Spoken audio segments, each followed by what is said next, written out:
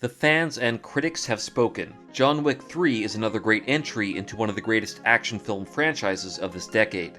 The 54-year-old Lebanon-born Canadian, quarter Hawaiian Chinese, and God knows what else, Keanu Reeves, has once again proven himself to be an action star worthy of the greats. In fact, when you're talking about longevity, relevance, and impact, he might be the greatest action star ever. But why exactly is that? How has Keanu been able to carry some of the most successful and iconic action films of the last 3 decades, far longer than practically all of his peers? To answer this, we need to review Reeves' career in the action genre and analyze his approach. Reeves' first great action film came out 28 years ago. At the time, he was mainly known for his breakout role in the time travel comedy Bill and Ted's Excellent Adventure, a role that continues to follow him to this day, and one he might reprise in the coming years. Whoa! The somewhat skinny, wide-eyed character of Ted Theodore Logan was not exactly an ideal showcase for an actor looking to break into action films. Yet director Kathryn Bigelow saw Reeves' potential as an action lead and cast him as Johnny Utah in the 1991 film Point Break. We truly have Bigelow to thank for Keanu's first foray into the action genre because she insisted on casting him despite opposition from the studio. 20th Century Fox had previously courted Charlie Sheen and Johnny Depp for the role. Reeves might have looked a bit small to be a former star quarterback, but it didn't matter. The intensity and physicality he brought to the role was convincing. The inexperienced Reeves was able to hold his own against his more established action hero co-star, Patrick Swayze, a man so badass he could rip out your throat with his bare hands. Yes, Roadhouse was a documentary. Reeves took his physical performance in the film seriously, and performed most of his own stunts in the film. This diligence and dedication to the physical performance would persist throughout his career. Have you ever fired your gun up in the air and gone, ah? No, I have not ever fired my gun up in the air and gone, ah. 3 years later, after he had garnered praise for his role in Gus Van Sant's My Own Private Idaho, and the opposite of praise for his role in Bram Stoker's Dracula, I was impotent with fear. Keanu had his first mega hit in the action genre, 1994's Speed. This literal high-octane thrill ride was made on a meager $28 million budget, yet grossed over $350 million at the box office, making it a legit action phenomenon in the 90s, if you don't count... and...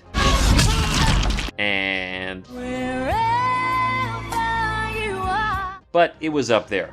As with Point Break, Keanu brought a convincing physicality and intensity to the role, but also went further with a character trait that would develop into a staple of his action characters, that being a kind of quiet stoicism and emotional simplicity. Keanu's character in Speed, Jack Traven, is not stupid. He's obviously very competent at what he does, but at the same time, he's not complex.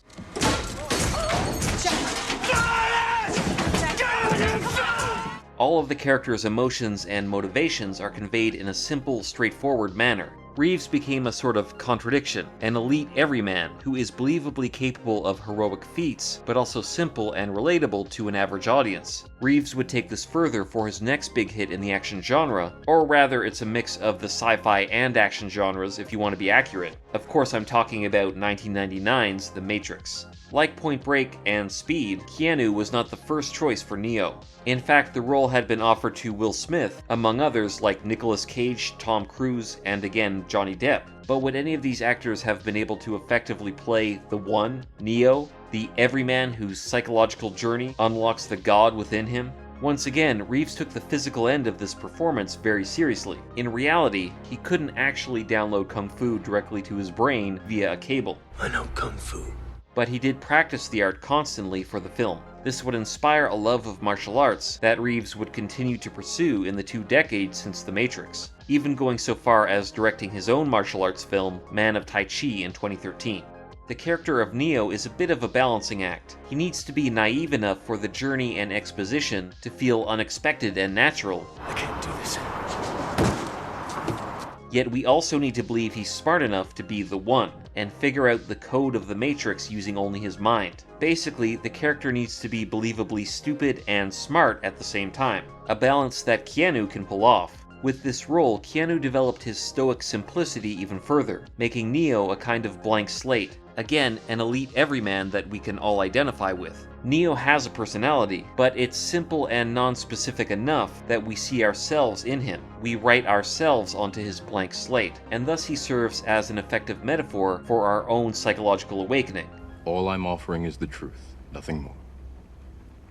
The Matrix had 2 successful sequels, and although the final entry took a nosedive in critical reception, Keanu maintained the same integrity and approach to the Neo character throughout the trilogy. After the Matrix trilogy, history would imply that Keanu's action run was pretty much over. He had starred in 3 iconic action properties over the course of a decade. It's rare, even among the greatest action hero actors, to make relevant and iconic action movies much further than a decade-long window. For example, Arnold has been in action movies since 1982, but has anything after True Lies in 1994 really been a massive financial and critical hit, or a movie that defined the action genre at the time? Stallone has been in action movies for a long time, but began starring in good action movies in 1982 with First Blood. I consider the Rocky films to be in the sports genre rather than action, but that's a debate for another time. Did Stallone really make a great action movie after Rambo in 2008? The Expendables franchise was successful, sure, but were they really relevant, genre-defining films? Not really. Let me acknowledge the super cop in the room. If James Brown is the hardest working man in showbiz, Jackie Chan is without a doubt the hardest working man in action films. He's been starring in martial arts films since 1973, so his longevity is second to none. This might be unfair, but because Chan wasn't blowing out the Hollywood box office until Rush Hour in 1998, his films never had the same impact or reach as Reeves. Keanu, on the other hand, was working in the belly of the beast, Hollywood, and unlike pretty much all of his peers, Keanu has had 3 acts to his action career. Act 1 is the early 90s action of Point Break and Speed. Act 2 is the Matrix trilogy, and in 2014, Act 3 began with John Wick, the Baba Yaga himself. Even more impressive, this was on the heels of a massive bomb for Keanu, 47 Ronin, in 2013.